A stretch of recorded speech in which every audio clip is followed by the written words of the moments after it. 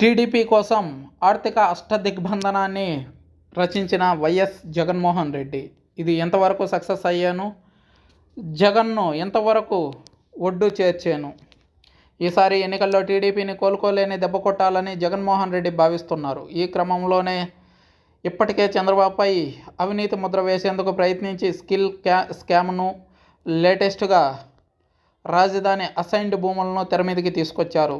అయితే scam case కొట్టేసినప్పటికీ Jaganmohan Reddy ఏమాత్రం వెనకడిగేయకుండా మరో స్కామ్ను తెరమీదికి తీసుకొచ్చారు. ఇందులో వాస్తవం ఎంతుందో తెలియనప్పటికీ ఎలక్షన్లు దగ్గర పడుతున్న ఈ నేపథ్యంలో, ఎన్నికలు కూడా అనౌన్స్ చేస్తున్న ఈ నేపథ్యంలో ఇలాంటి కేసులను తెరమీదికి తీసుకురావడం రాజకీయంగా జగన్మోహన్ రెడ్డికి కోలుకోలేని దెబ్బ తగిలే విధంగా తయారవుతుందని విశ్లేషకులు భావిస్తున్నారు.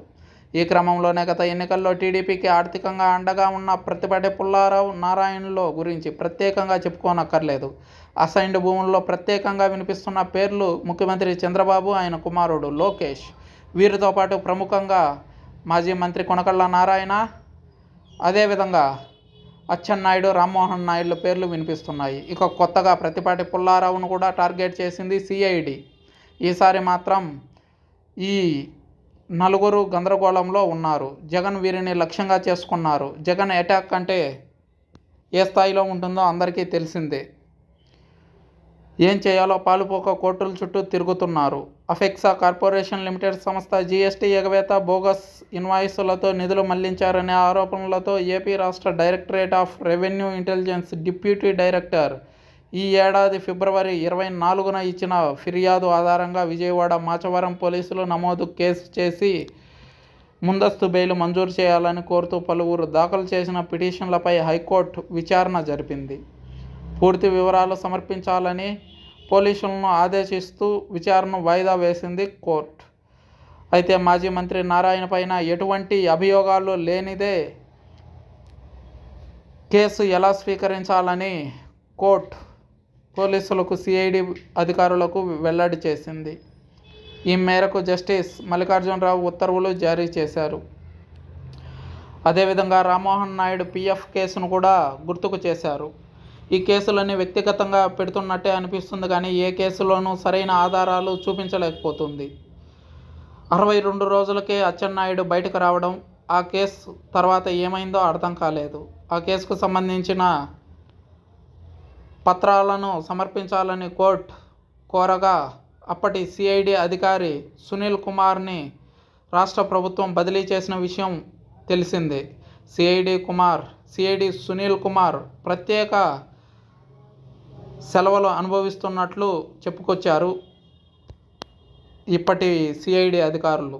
మాచవరం పోలీసులు నమోదు చేసిన కేసులో నిందితుడు ప్రత్తిపాటి పుల్లారావు కుమారుడు ప్రత్తిపాటి శరత్ను విచారణ నిమిత్తం 10 రోజుల పాటు రిమాండ్కు ఇవ్వాలని అభ్యర్థన చేశారు సిఐడి అధికారులు.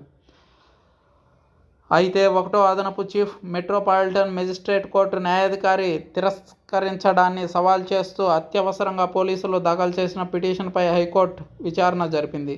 ఈ అప్పీల్ను సోమవారానికి వాయిదా వేశారు. అయితే పోలీస్ శాఖకు వ్యతిరేకంగా తీర్పు వచ్చింది.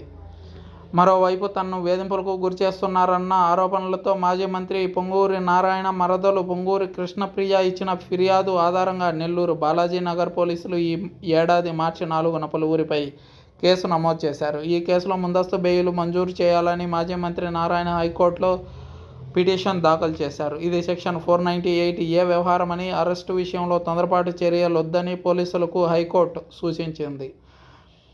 అయితే గతంలో రఘురామ కృష్ణంరాజు విషయంలో ఏపీ సిఐడి కానీ, ఏపీ పోలీసులు కానీ వ్యవహరించిన తీరును పొంగూరి నారాయణ లాయర్ కోర్టు ముందు ఉంచారు. ఒక ఎంపీ అధికార పార్టీలో ఉన్న ఎంపీ, అధికారాన్ని అనుభవిస్తున్న ఓ ఎంపీకే ఇలాంటి పరాభవం ఎదురైతే ప్రస్తుతం ప్రతిపక్షంలో ఉన్న నారాయణ పరిస్థితి ఎలా తయారవుతుందో. ఆయన్ను లాకప్ డెత్ చేసినా ఆశ్చర్యపోనక్కర్లేదు. కావాలంటే సెంట్రల్ బ్యూరో సిబిఐకి విచారణ అప్పగించాలని కోరింది. ఈ విచారణను కూడా వాయిదా వేస్తున్నట్లు న్యాయమూర్తి ప్రకటించారు.